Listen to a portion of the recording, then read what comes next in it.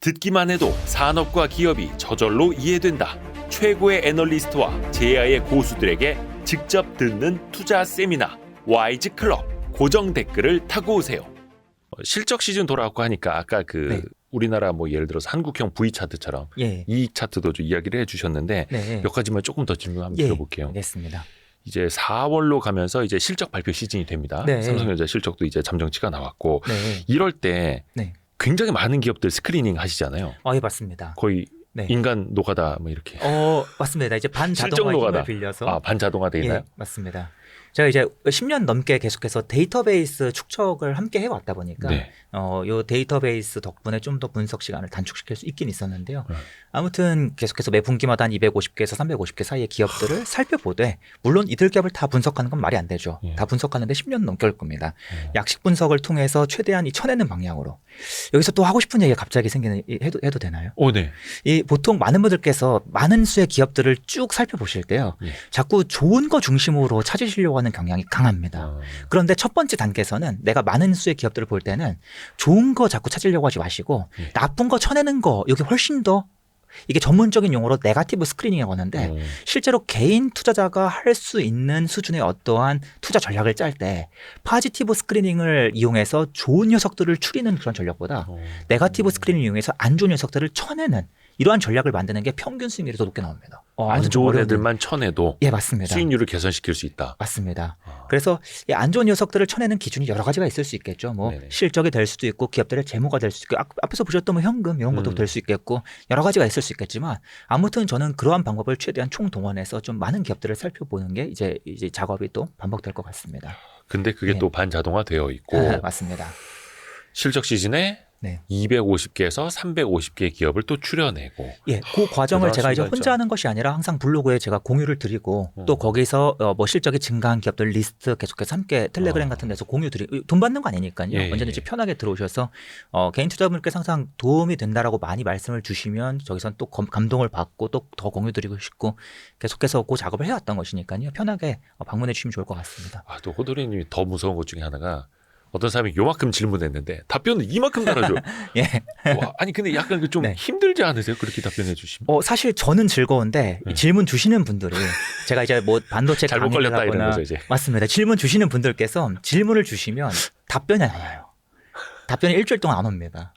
왜냐하면 제가 뭐 강의를 하든 뭐 블로그에 글을 쓰든 유튜브 출연을 하든 하면 질문이 많이 들어오는데 그 답변을 순차적으로 드리는데 막 많으면 하루에 20개씩 질문이 들어올 때도 있어요. 그거 하루에 다 못 드리잖아요. 막 일주일, 2주일씩 지연되면은 막 언제 보내주시나요? 뭐 질문이 안 간 것 같습니다. 저를 재촉하시는 그 메일을 보내시는데 제가 더 죄송하죠. 그 시기가 되면은. 대단하십니다, 진짜. 또 궁금한 점 있으면 많이 보내주세요. 제가 또 많이 답변 드리겠습니다. 이제 4월 중순 돼가고 있으니까 많은 기업들이 이제 실적 발표가 쏟아질 겁니다. 맞습니다. 그러면 그 중에서 특히 주목하시는 부분 어떤 거 특히 보고 계세요? 정말 여러 가지가 있어서 모두 다 말씀드릴 수는 없을 것 같고 또 예전에 와이스트에 출연해서 말씀드린 내용도 많이 있을 겁니다. 그런데 이번에는 1분기 실적 발표지 않습니까?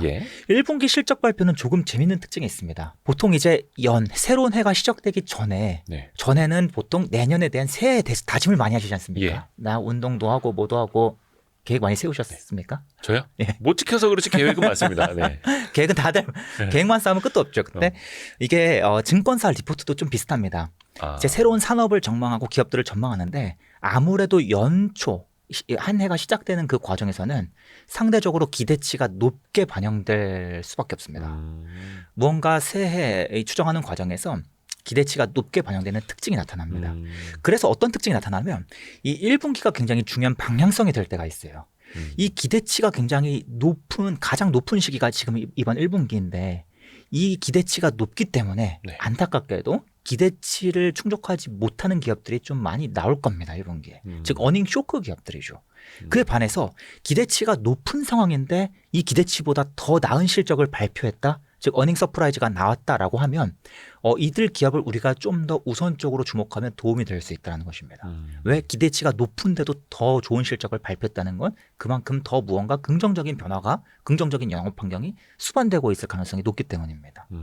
그래서 개인적으로는 이 1분기 때가 어떤 특징이 있냐면 좀 더 재밌는 거 한 가지만 더 말씀드리자면요. 1분기 때 어닝 서프라이즈 기업들이 많이 나오면 그 한 해, 한 중반 후반까지 그 한 해 시장 분위기가 좋을 가능성이 매우 높습니다. 그에 반해서 어닝 서프라이즈 기업들이 굉장히 적게 나온다면 그 한 해 시장 분위기가 부진할 가능성이 높고요. 이게 시장뿐만이 아닙니다. 업종별로도 마찬가지입니다. 업종별로 서프라이즈가 많이 나온 업종은 그 한 해 한 중후반까지 긍정적일 가능성이 높은데 또 쇼크가 많이 나오는 업종들은 부정적일 가능성이 높습니다. 이런 내용들 제가 이번 실적 발표 끝나면 뭐 어닝 서프라이즈 기업 몇 개, 뭐 업종별로 서프라이즈 누가 많이 났어 이런 내용도 또 한번 정리해서 텔레그램에 공유 드리겠습니다. 아무튼 이게 이번 1분기의 특징이고요. 그래서 제가 드리고 싶은 말씀은 이번 실적 발표 때 역시나 많은 기업들을 쭉 살펴보겠지만 특히 이번 1분기에 어닝 서프라이즈 기업들이 나온다면 우리가 조금 더 한번 살펴볼 여지가 있고 또 서프라이즈 기업들이 많이 나온다면 우리가 평소보다 좀 더 많은 할애를 해서 기업들을 더 많이 살펴보는 게 도움이 될 수 있다. 그게 좀 1분기의 특징이고 제가 그래서 1분기 실적 발표 때는 좀 많이 바쁘다 그렇게 좀 말씀을 드릴 수 있겠습니다. 물론 그 정량적인 데이터, 예. 서프라이즈 여부를 가지고 그다음에 정성적인 분석도 들어가야겠습니다만 예, 맞습니다. 근데 중요한 건 실제로 그 회사가 어닝 서프라이즈가 낮다 여부도 중요하지만 예. 내가 그 기업에 투자를 해서 네. 연간으로 굉장한 네. 혹은 좋은 실적을 내야 된다라는 네. 거지 않습니까? 예, 맞습니다. 실제 투자 실적으로도 그게 조금 같이 예. 비례해서 간다고 볼 수 있어요. 예. 비슷한 질문을 또 많이 주시는 것 중 하나가 무엇인가 하면 제가 어닝 서프라이즈가 나면 그 기업들 리스트를 정리해서 계속 공유를 네네네네. 드립니다. 일주일에 한 차례씩. 그런데 이 리스트를 받아보시고 아니면 투자 카페에서 이 리스트가 이제 공유가 되면 아니 어닝 서프라이즈 이거 뭐 하려고 냐. 네. 어차피 이미 주가 다 반영된 거다라고 말씀 주시는 경우가 많으세요. 예. 그런데 실제로 통계상 데이터상으로는 꼭 그렇진 않습니다. 한번 잠시 데이터를 보시겠습니다. 실제로 기업들이 어닝 서프라이즈를 발표한 이후에 적당한 시기가 지나서 기업들의 투자를 하면 얼마 동안 1년 동안 투자를 하면요. 어닝 서프라이즈가 난 기업들이 어닝 쇼크가 난 기업들보다 월등히 높은 평균 수익률을 1년 동안 기록하는 걸 볼 수가 있습니다. 이게 어닝 서프라이즈가 난 직후에 바로 사는 게 아니고요. 적당히 한 2달 정도의 텀을 두고 매수했을 때 시장 평균 대비 어닝 서프라이즈 기업들이 더 아웃퍼폼하는 경향을 볼 수가 있는데요. 그 이유가 무엇인가 하면 어닝 서프라이즈가 낮기 때문에 수익률이 높은 게 절대로 아닙니다. 어닝 서프라이즈가 난 그 이유가 보통 중요한 변수가 되고요.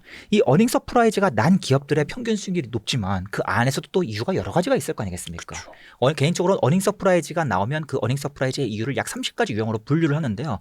그 30가지 유형 중에 수익률에 도움이 안 되는 유형도 있고 되는 유형도 있습니다. 그런데 특히나 도움이 되는 유형은 어떤 유형이 있냐면 이 어닝 서프라이즈가 그냥 어닝 서프라이즈가 아니다. 어떤 어닝 서프라이즈다?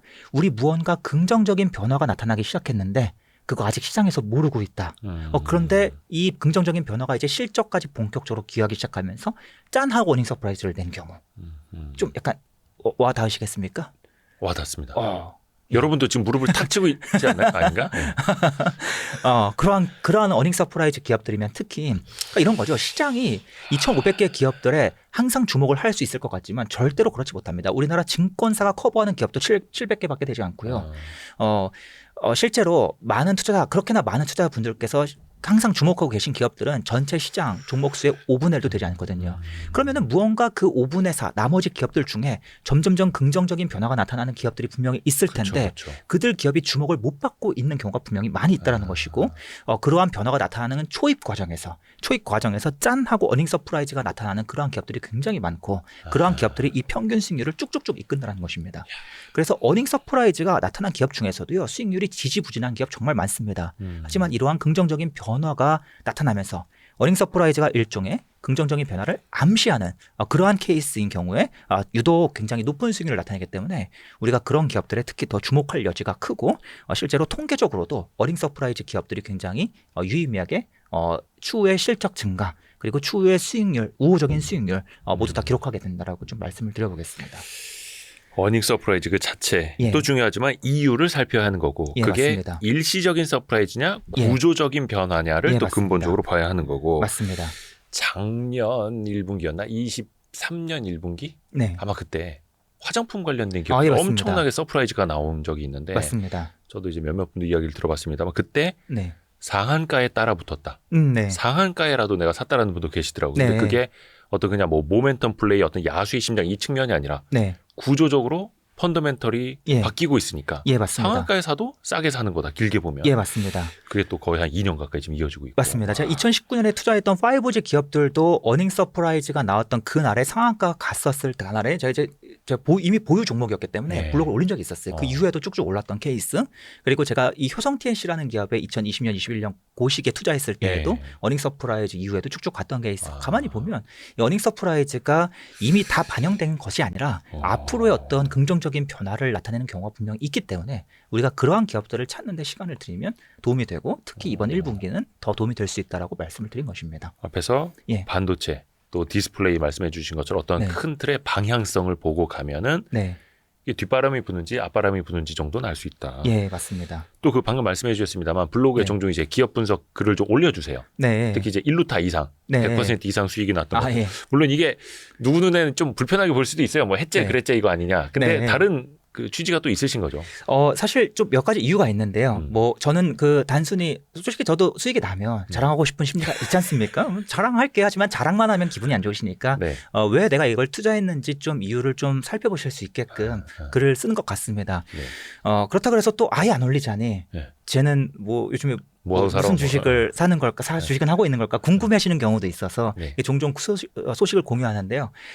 개인적으로 지금까지 1년을 살펴보면 예. 시장이 계속해서 ROE가 꺾이는 구간이었고 기업들 실적도 악화되는 구간이었고 이 산업 섹터별로 봐도 매력이 뚜렷한 섹터가 굉장히 드문 그런 상황이었지 않습니까? 네. 이러한 상황에서는 아무래도 무작정 주식을 사서 보유하기보다는 아무래도 회전율이 조금 더 빨라지는 경향이 나타날 수밖에 없습니다. 제가 가지고 있는 어떤 제 개인적인 투자 전략에 따라도 시장의 환경이 계속 안 좋아지거나 꺾이는 구간, 기업들의 실적이 악화되는 구간에서는 회전율이 상대적으로 빨라집니다. 그래서 그 기간에는 1루타 기업이 나오기 어려워요. 그런데 제가 올해 이제 1루타 기업 3개가 나와서 3번을 딱딱딱 글을 쓴 적이 있었는데요. 그들 기업 중 2개는 제 주 계좌가 아닌 장기 투자 계좌. 장기 투자 계좌에서 이제 수익이 나서 올렸던 사례이고 나머지 1개는 미국의 반도체가 되겠다라고 좀 말씀을 드리겠습니다. 한 가지 말씀드리자면 장기 투자가 가능하냐 우리나라에서 네. 네. 저는 분명히 가능한 종목이 있고 아닌 종목들이 있는데 우리나라에는 아닌 종목들이 월등히 많다. 하지만 가능한 종목을 찾는 게 핵심이지 우리나라에서 장기 투자가 무조건 안 돼라고 이야기하는 건 좀 잘못됐다라고 말씀을 드리고요. 물론 장기 투자도 방법이 여러 가지가 있는데 제가 이 장기 투자 계좌를 운영할 때 가장 중요한 것은 이익이 장기적으로 꾸준히 우상향할 수 있는 기업인가. 네. 무언가 비즈니스 구조가 크게 흔들리지 않는다면 이익이 잠깐 쉬어가거나 잠깐 꺾일 수는 있어도 계속해서 장기적으로 우상향할 수 있는 기업인가 이걸 가장 중요하게 생각합니다. 근데 우리나라에도 이러한 기업들이 굉장히 많이 있습니다. 물론 미국보다 훨씬 많지만 아무튼 이러한 기업들을 사는데 더 중요한 게 무엇인가 하면 장기 투자할 때 가장 중요한 변수는 가격입니다. 싸게 사는 것입니다. 그렇죠. 내가 투자 기간을 길게 잡을수록 무조건 더 싸게 사고 더 싸게 사야 유리합니다. 짧게 가져가면 내가 비싸게 샀다가 더 비싸게 파는 전략이 가능하지만 장기 투자는 비싸게 사면 더 비싸게 파는 그 구간을 더 비싸게 팔 수가 없기 때문에 무조건 싸게 사는 게 가장 중요합니다. 그러면 어떤 전략이 가능한가 하면 이익이 장기적으로 꾸준히 우상향하는 기업들이 여러 개가 있지 않습니까? 네. 그런데 이들 기업을 가만히 개별로 살펴보면 주가가 그 이익을 중심으로 오르락 내리락 하는데 그 기업들 중에서 싼 구간으로 내려와 있는 기업들, 이익 대비 아래로 내려와 있는 기업들을 매월 분할 매수로 쭉쭉쭉 매수하고 이 기업의 주가가 이제 점점 올라서 이제는 중간 가격대 또는 비싼 가격대로 올라가게 되면 매수를 멈추고 이제는 또 그 다음 기업 살펴보자 그래서 또 싼 영역에 있는 기업들을 분할로 매수하는 이러한 방식으로 이제 운용을 하고 있는 게 제 장기 투자 계좌입니다. 그래서 공교롭게도 제가 지금까지 대략 한 2년 정도 계속해서 매수만 해왔던 몇 개 종목이 좀 크게 올라서 뭐 수익이 났어요. 좀 자랑을 하기도 했었습니다만 이러한 아이디어를 좀 공유드리고 싶은 마음도 강해서 그래서 제가 장기 투자에 대한 이 글을 가끔씩 쓸 때가 있는데 항상 주시는 말씀이 우리나라에선 장기 투자가 답 없다. 뭐 우리나라 기업들 뭐 신뢰할 수가 없다. 이런 말씀을 많이 주십니다.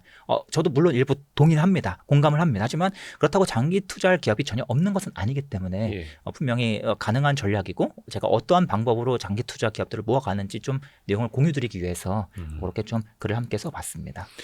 물론 이제 경험도 좀 쌓아야 되겠고 그 바탕에 공부도 지속적으로 되어 있어야 되겠습니다만 사실 이게 또 혼자 힘드신 분들은 또 주변 분들의 또 도움도 받아야 하는 거고요. 예, 맞습니다. 참고로 저희가 이게 영상이 이제 4월 9일부터 바로 올라갈 건데 풀 버전이 아마 4월 13일, 14일 또 주말에 올라가다 보니까 저희가 호돌이님 디스플레이 강의는 4월 15일 4월 15일 월요일까지만 접수를 받을 수밖에 없다라는 것도 좀 양해를 좀 부탁드리겠습니다. 해서 저희가 고정 댓글에 링크를 남겨드릴게요. 그래서 반도체뿐만 아니라 이번엔 저희가 이제 디스플레이 강의를 또 처음으로 해서 예. 이 부분도 많이 기대를 하겠습니다. 아, 예. 그리고 또 한 하반기쯤에는 반도체 강의도 또 가야죠. 그거는 제안 주시면 네, 한번. 왜냐하면 예, 또 우리 네. 호돌이님의 기초 강의는 또 매년 네. 또 들어오신 이제 줄이는 분들도 계시고 또 공부하고자 하는 또 수요가 있어가지고 예. 저희가 종종 청하겠습니다. 감사합니다. 너무 감사드립니다. 오늘. 네, 예. 항상 많은 호응 보내주시는 구독자 여러분께 감사드립니다. 아유, 고맙습니다. 오늘도 함께 해주셔서 너무 감사드립니다. 예, 감사합니다. 고맙습니다. 네, 감사합니다. 감사합니다. 고생하셨습니다.